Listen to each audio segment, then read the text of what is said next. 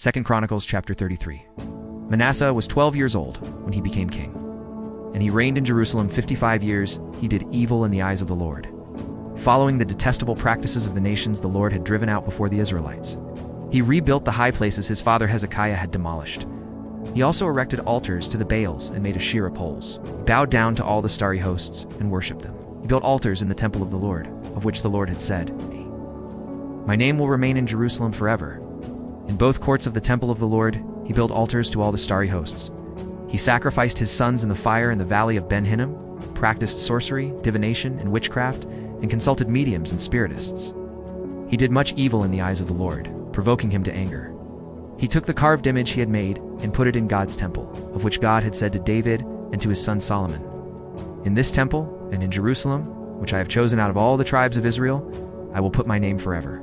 I will not again make the feet of the Israelites leave the land I assigned to your forefathers, if only they will be careful to do everything I commanded them concerning all the laws, decrees, and ordinances given through Moses." But Manasseh led Judah and the people of Jerusalem astray, so that they did more evil than the nations the Lord had destroyed before the Israelites.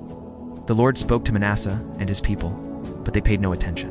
So the Lord brought against them the army commanders of the king of Assyria, who took Manasseh prisoner, put a hook in his nose, bound him with bronze shackles, and took him to Babylon. In his distress he sought the favor of the Lord his God, and humbled himself greatly before the God of his fathers. And when he prayed to him, the Lord was moved by his entreaty, and listened to his plea. So he brought him back to Jerusalem and to his kingdom. Then Manasseh knew that the Lord is God. Afterward he rebuilt the outer wall of the city of David west of the Gihon spring in the valley, as far as the entrance of the fish gate and encircling the hill of Ophel. He also made it much higher. He stationed military commanders in all the fortified cities in Judah. He got rid of the foreign gods and removed the image from the temple of the Lord, as well as all the altars he had built on the temple hill and in Jerusalem. And he threw them out of the city. And he restored the altar of the Lord and sacrificed fellowship offerings and thank offerings on it, and told Judah to serve the Lord, the God of Israel. The people, however, continued to sacrifice at the high places, but only to the Lord their God.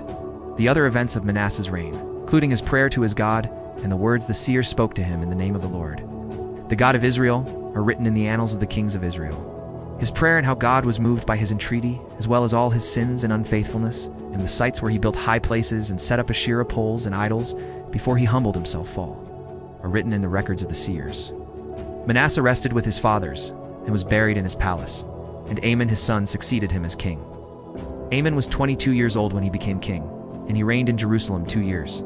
He did evil in the eyes of the Lord as his father Manasseh had done. Amon worshipped and offered sacrifices to all the idols Manasseh had made. But unlike his father Manasseh, he did not humble himself before the Lord.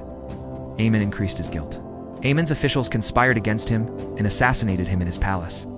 Then the people of the land killed all who had plotted against King Amon, and they made Josiah his son king in his place.